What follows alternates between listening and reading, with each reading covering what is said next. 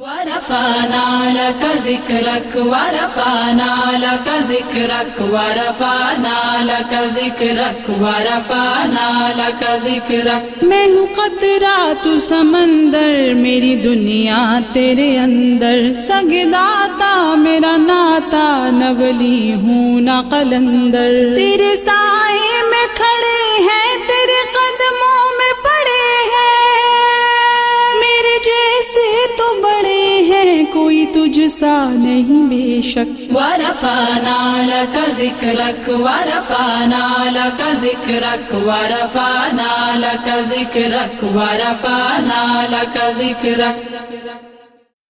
اعوذ باللہ من الشیطان الرجیم، بسم اللہ الرحمن الرحیم، اللہم صلی وسلم علی سیدنا و مولانا محمد وعلی آل سیدنا و مولانا محمد وبارک وسلم وصلی علیہ۔ ناظرین کرام، السلام علیکم ورحمۃ اللہ وبرکاتہ۔ ربیع الاول کے خصوصی پروگرام ورفعنا لک ذکرک کے ساتھ آپ کی میزبان سلمیٰ خان آپ کا خیر مقدم کرتی ہے۔ ناظرین کرام، قرآن پاک میں اللہ کریم فرماتا ہے ورفعنا لک ذکرک، یعنی ہم نے تمہارے ذکر کو بلند کیا۔ بلا شبہ اس میں کوئی شک نہیں کہ آقا علیہ الصلاۃ والسلام کا ذکر بلند ہے اور تا قیامت بلند رہے گا، لیکن اس کے ساتھ ساتھ اللہ تعالیٰ نے ان لوگوں کو بھی زندہ و جاوید بنا دیا جنہوں نے اللہ کے حبیب کی توصیف و ثنا میں اپنی زندگی بسر کی۔ عموماً ہم دیکھتے ہیں کہ جب لوگ اس دار فانی سے کوچ کر جاتے ہیں تو کچھ دن کچھ عرصہ تو ان کا تذکرہ کیا جاتا ہے، مگر بعد ازاں ان کو فراموش کر دیا جاتا ہے۔ مگر وہ لوگ جنہوں نے آقا علیہ الصلاۃ والسلام کی توصیف و ثنا کے لیے نمایاں خدمات سر انجام دی، ان کا تذکرہ ہوتا چلا آ رہا ہے، اب بھی ہو رہا ہے اور آئندہ بھی ہوتا رہے گا۔ ناظرین کرام، ہمارا یہ پروگرام ورفعنا لک ذکرک بھی اسی سلسلے کی ایک کڑی ہے، اور اس پروگرام میں ہم ان خوش بختوں کا ذکر کرتے ہیں جنہوں نے آقا علیہ الصلاۃ والسلام کے ذکر کو عام کیا اور اپنی زندگی کو ان کی توصیف و ثنا کے لیے وقف کر دیا۔ آج کی ہماری شخصیت جن پر ہم بات کریں گے اور جن کے کلاموں کو اپنے پروگرام میں شامل کریں گے، ان کا اسم گرامی ہے محمد اعظم چشتی رحمۃ اللہ تعالی علیہ۔ ان کا ذکر کریں گے آج ہم، ان کی ادبی خدمات پر، نعتیہ خدمات پر روشنی ڈالیں گے، ان کے کلاموں سے اپنے قلوب و اذہان کو منور اور معطر کریں گے، اور اس مقصد کے لیے ثناخوانی کے لیے اپنے پروگرام میں ہم نے اپنی جن نعت خوان بہنوں کو دعوت دی ہے، ان سے آپ کا تعارف کرواتی چلوں۔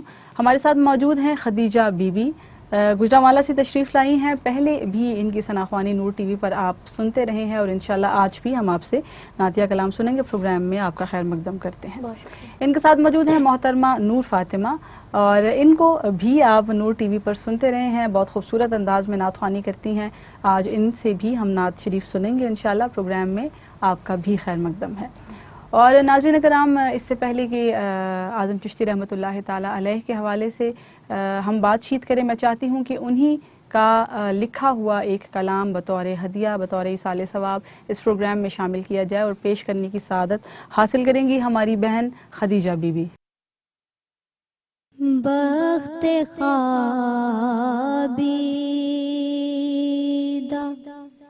جگایا ہے ہمارا حق نے، بخت خوابیدہ جگایا ہے ہمارا حق نے،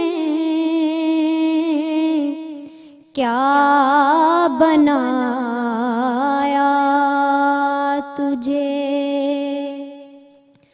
دو عالم کا سہارا حق نے، کیا بنایا۔ کون دیتا ہے کسی کو کوئی محبوب اپنا،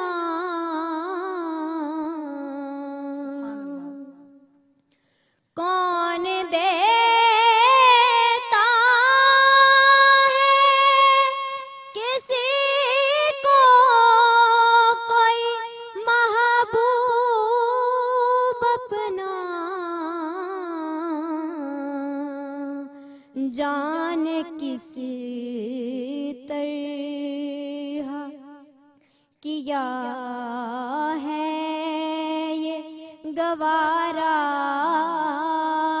حق نے جان کس طرح کہیں شاہد کہیں طٰہٰ کہیں یاسین کہا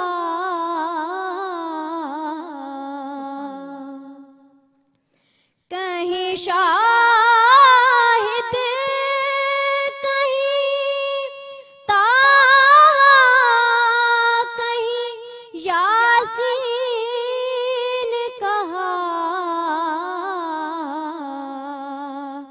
یا محمد کبھی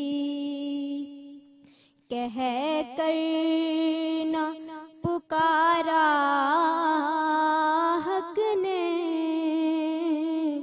یا محمد کبھی بھیج کر رحمت عالم کا سراپا اعظم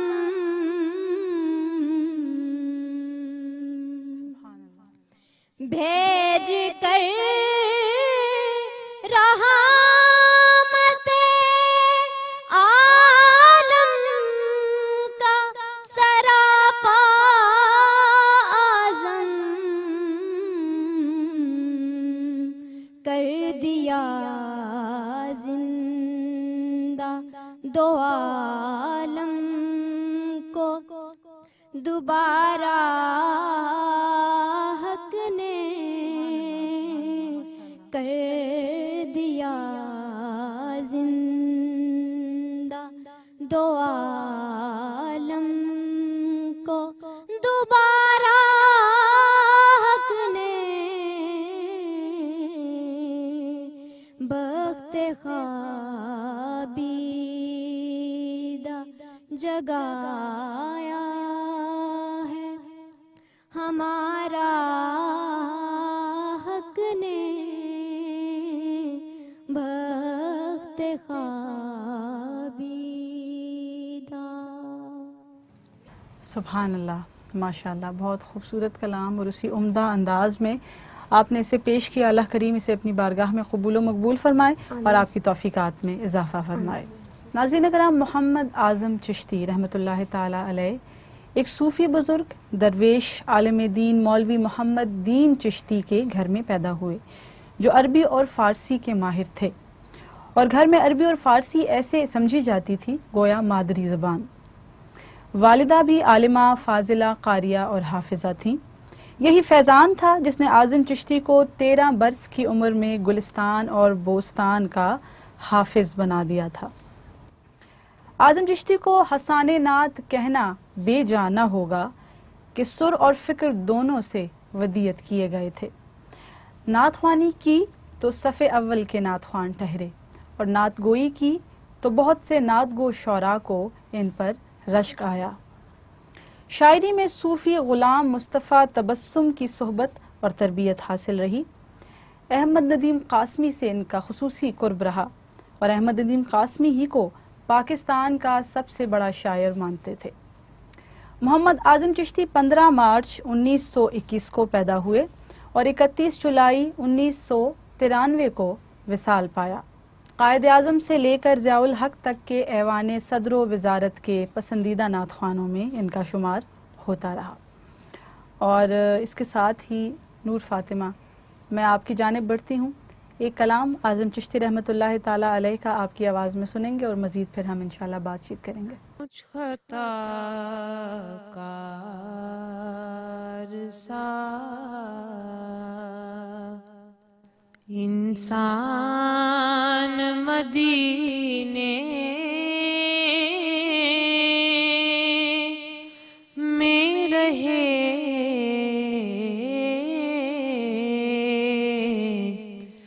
مجھ خطا کار سا انسان مدینے میں رہے بن کے سرکار کا مہمان مدینے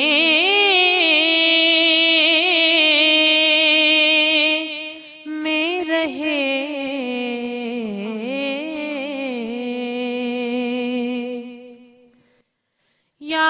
یاد آتی ہے مجھے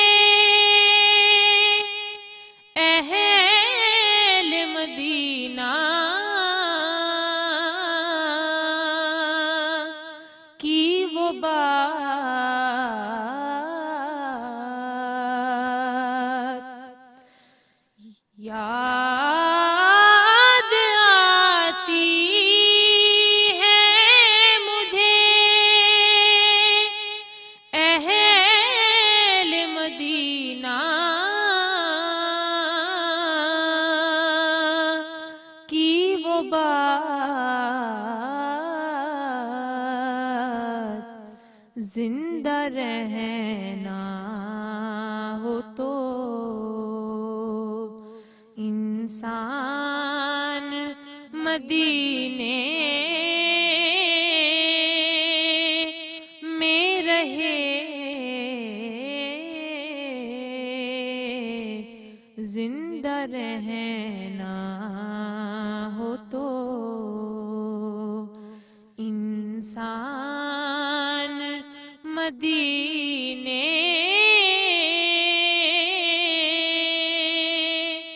میں رہے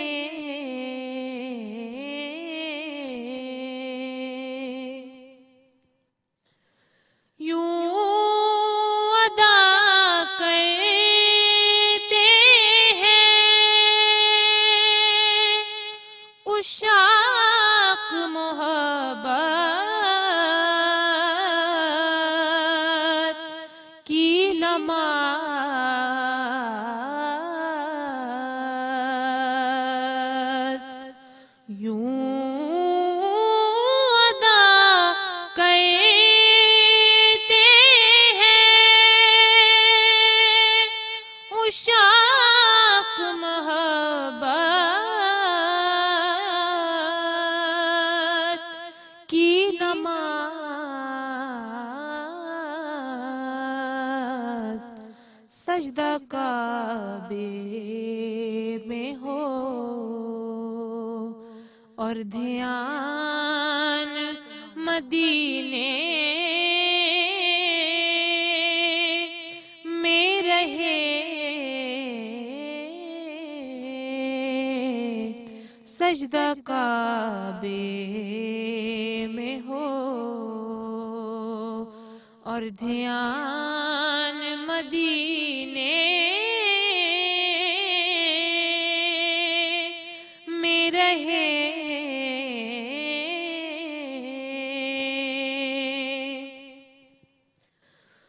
دور رہ کر بھی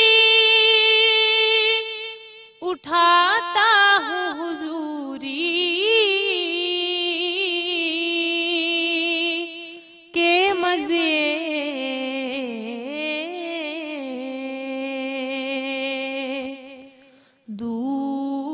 دور رہ کر بھی اٹھاتا ہوں حضوری کے مزے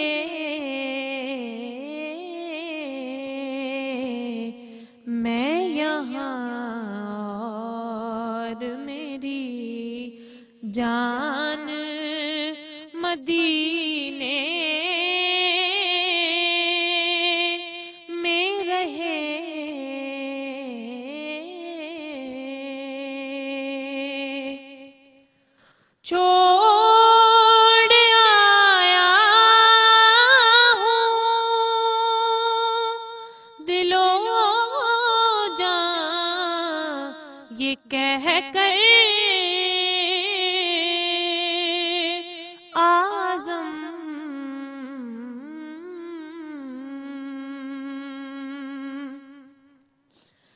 چھوڑ آیا ہوں دل و جان یہ کہہ کر اعظم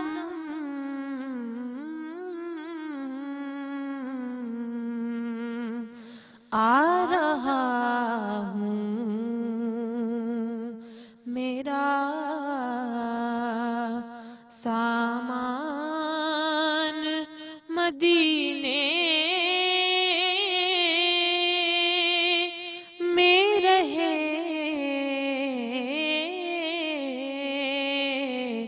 آ رہا ہوں میرا سامان مدینے میں رہے مجھ خطا کار سا انسان مدینے میں رہے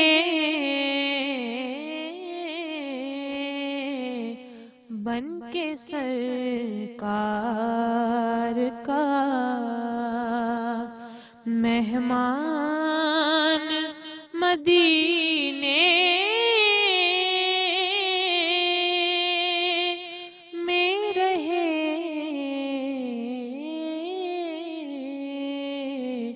مجھ خطا کار سا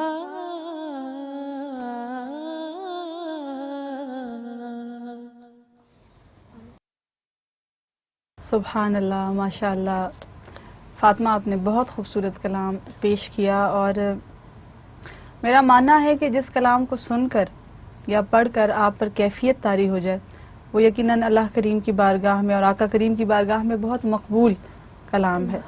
اور ویسے بھی حضرت اعظم چشتی رحمۃ اللہ تعالیٰ علیہ سلسلہ چشتیہ نظامیہ سے بیعت تھے اور آپ کو خلافت بھی عطا کی گئی، لیکن آپ نے کسی کو بھی بیعت نہیں کیا۔ آپ کے مریدین پائے نہیں جاتے کیونکہ انہوں نے کسی کو بیعت کیا ہی نہیں تھا، تو ان کے کلاموں کے اندر بھی یہ رنگ جھلکتا ہے، وہ جو ایک روحانیت ہے وہ محسوس ہوتی ہے۔ تو اگر میں آپ لوگوں سے پوچھوں کہ ان کے کلاموں کا انتخاب آپ نے کس چیز کو مد نظر رکھ کر کیا تھا تو آپ کا کیا جواب ہوگا؟ خدیجہ، پہلے آپ کی جانب۔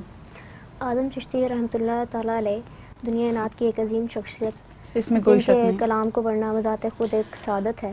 جب بھی میں ان کے کلام پڑھتی ہوں تو ایک کیفیت سے طاری ہو جاتی ہے جو بیان سے باہر ہے۔ تو اللہ تعالیٰ سے اللہ کی بارگاہ میں میرا پڑھنا قبول و منظور ہو۔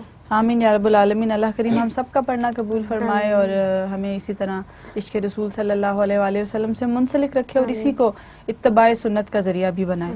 فاطمہ، اگر آپ کی جانب آؤں تو آپ کیا جواب دیں گی؟ میں تو یہی کہوں گی کہ جب اعظم چشتی رحمۃ اللہ علیہ کے کلام آپ پڑھتے ہو تو یہ آپ کو محسوس ہوتا ہے کہ یہ تمام مسلمان کے احساسات کی ترجمانی ہے۔ جیسے جو بھی میں نے کلام پڑھا، مجھ خطا کار سا انسان مدینے میں رہے، اب ہر مسلمان کی یہی خواہش ہے کہ وہ مدینے جائے، اور ہر مسلمان اپنے آپ کو گناہ گار سمجھتا ہے اور وہ اپنے آپ کو اس قابل نہیں سمجھتا کہ وہ حضور صلی اللہ علیہ وسلم کی بارگاہ اقدس میں حاضری دینے کے بھی قابل ہو۔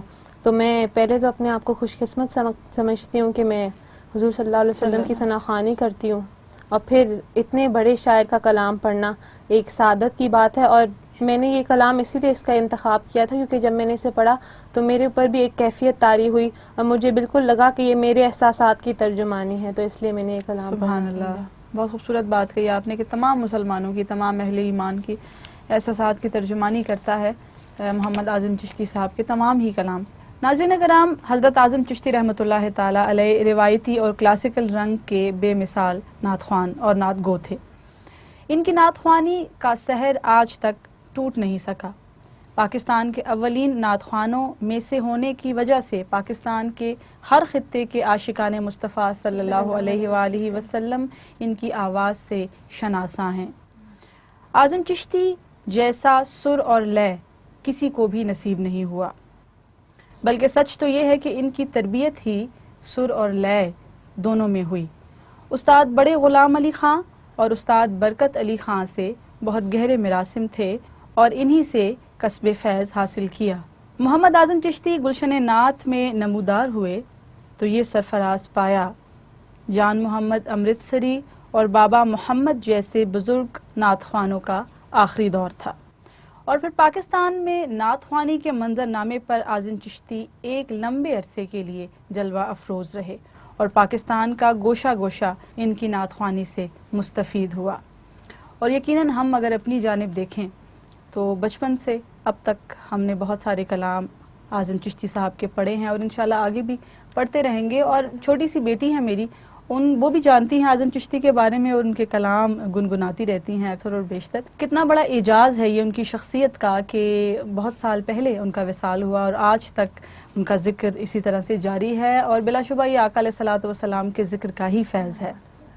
یہی فیض اللہ کریم ہمیں بھی عطا فرمائے کہ ہمارے اس دنیا سے چلے جانے کے بعد بھی لوگ ہمارے کلاموں کو سنتے رہیں، ہماری نعتوں کو سنتے رہیں اور وہی ہمارے لیے صدقہ جاریہ بنا رہے۔ آمین یا رب العالمین۔ اچھا، ربیع الاول شریف کا مہینہ چونکہ چل رہا ہے تو کیا مصروفیات ہوتی ہیں اس مہینے میں آپ کی بطور نعت خوان؟ یہ ربیع الاول کا مہینہ چل رہا ہے تو ایز اے نعت خوان یہ مصروفیت ہوتی ہے کہ جاب بھی چل رہی ہے، اسٹڈی بھی چل رہی ہے اور محافل کا انعقاد جاری رہتا ہے بڑے پیمانے پر ربیع الاول شریف میں؟ بالکل ایسا ہی ہے۔ اور فاطمہ آپ کی کیا مصروفیات ہوتی ہیں؟ کیونکہ اے لیولز کر رہی ہیں آپ، ایک مشکل تعلیم ہے یہ، تو کیا کس طرح سے مینج کرتی ہیں؟ بس اسکول تو جاری رہتا ہے کیونکہ چھٹیاں نہیں ملتی ربیع الاول کی، لیکن اللہ تعالیٰ ہمت دیتا ہے کیونکہ حضور صلی اللہ علیہ وسلم کی ثنا خوانی کرنی ہوتی ہے، اللہ تعالیٰ ہمت دیتا ہے۔ نعت خوانوں کو تو خصوصی پاور ملتی ہے ربیع الاول میں مجھے لگتا ہے، اور جو میلاد ہوتے ہیں اور محافل ہوتے ہیں کیونکہ جو لوگ ہیں وہ اتنے خشوع و خضوع سے میلاد کا انعقاد کرواتے ہیں اور مناتے ہیں حضور صلی اللہ علیہ وسلم کے میلاد کو۔ اور ہم ثنا خوانوں کو کتنی عاجزی سے اور کتنے پیار سے بلاتے ہیں، بعض اوقات اتنا اسٹرکٹ شیڈیول ہوتا ہے لیکن پھر بھی ہم انکار نہیں کر پاتے کسی کو بھی، کسی کی بھی التجا کو ہم رد نہیں کر سکتے جب ہمیں دعوت دیتے ہیں محافل کے لیے۔ مجھے لگتا ہے کہ یہ ہمارے لیے اعزاز کی بات ہوتی ہے کہ لوگ ہمیں بلاتے ہیں اور پھر اتنی عزت دیتے ہیں اور اتنی محبت سے پیش آتے ہیں، اور یہ صرف حضور صلی اللہ علیہ وسلم کی ثنا خوانی اور ان کے ذکر کا فیض ہے کہ ہمیں اتنی زیادہ عزت اور محبت دی جاتی ہے کہ بعض اوقات تو بہت اپنے آپ کے اوپر ایک شرم سی محسوس ہوتی ہے کہ اللہ کریم نے کس طرح سے ہمارے عیبوں کو چھپا کر رکھا ہوا ہے۔ تو اللہ ایسے ہی ہمارے عیبوں پہ پردہ ڈالے رکھے اور ہمیں نعت خوانی کے ساتھ منسلک رکھے۔ خدیجہ، آپ کی جانب آؤں گی نعت شریف سننے کے لیے اور اس کے بعد ہم مزید اعظم چشتی رحمۃ اللہ تعالیٰ علیہ کی شخصیت پر بات کریں گے۔ اس خالق کونین کی مرضی بھی ادھر ہے، اس خالق کونین کی مرضی بھی ادھر ہے، اے سید ابرار رضا تیری جدھر ہے، اے سید ابرار رضا تیری جدھر ہے، اس خالق کونین کی۔ جس گھر میں قدم رکھتے تھے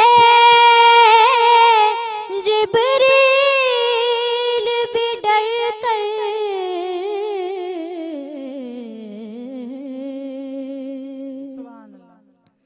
جس گھر میں قدم رکھتے تھے جبریل بھی ڈر کر،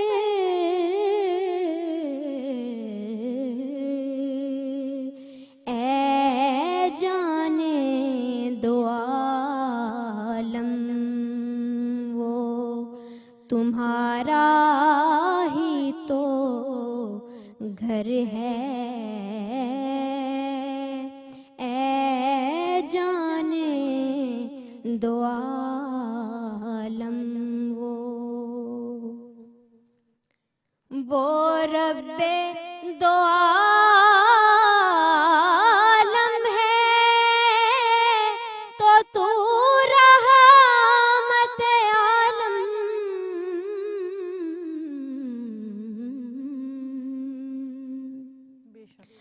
وہ رب دو عالم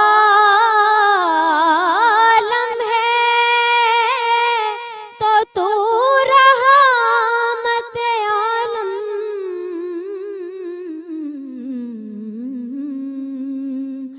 محشر کا خطر ہے نہ جہنم ہی کا ڈر ہے، محشر کا خطر ہے نہ جہنم ہی کا ڈر ہے، اس خالق کونین کی اعظم کو بھی بلوائے، ایسا کیے کوثر،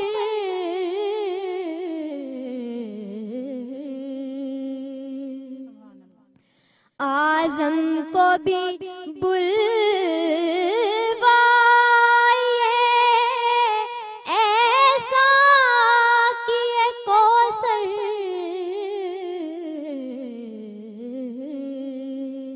سجدے کو تڑپتا تیرے دیوانے کا سر ہے، سجدے کو تڑپتا تیرے دیوانے کا سر ہے، اس خالق کونین کی۔ سبحان اللہ، ماشاء اللہ ماشاء اللہ، بہت خوبصورت کلام۔ اس خالق کونین کی مرضی بھی ادھر ہے، اے سید ابرار رضا تیری جدھر ہے۔ اور جو گزشتہ آپ نے جو پہلے والا کلام پڑھا، بخت خوابیدہ جگایا ہے ہمارا حق نے، کیا بنایا تجھے دو عالم کا سہارا حق نے۔ تو ان کلاموں کو سن کر محسوس ہوتا ہے کہ حضرت اعظم چشتی رحمۃ اللہ تعالیٰ علیہ کا اللہ کے ساتھ بھی ڈائریکٹ ایک کنیکشن تھا، اور ہر کلام نے انہوں نے آقا علیہ الصلوۃ والسلام کا جو اللہ کے ساتھ ایک کنیکشن ہے ڈائریکٹ، اس کو ڈسکرائب کیا ہے۔ آپ نے جو دونوں کلام پڑھے وہ اسی چیز کی منظر کشی کر رہے ہیں ماشاءاللہ۔ ناظرین کرام، حضرت اعظم چشتی رحمۃ اللہ تعالیٰ علیہ کی بات چیت کر رہے ہیں، ہم ان کا ذکر کر رہے ہیں، اور انشاءاللہ یہ ذکر جاری رہے گا تا قیامت جاری رہے گا۔ اس وقت پروگرام میں وقت ہوا چاہتا ہے ایک مختصر سے وقفے کا، آپ سے ملاقات کرتے ہیں وقفے کے بعد۔ السلام علیکم ورحمۃ اللہ۔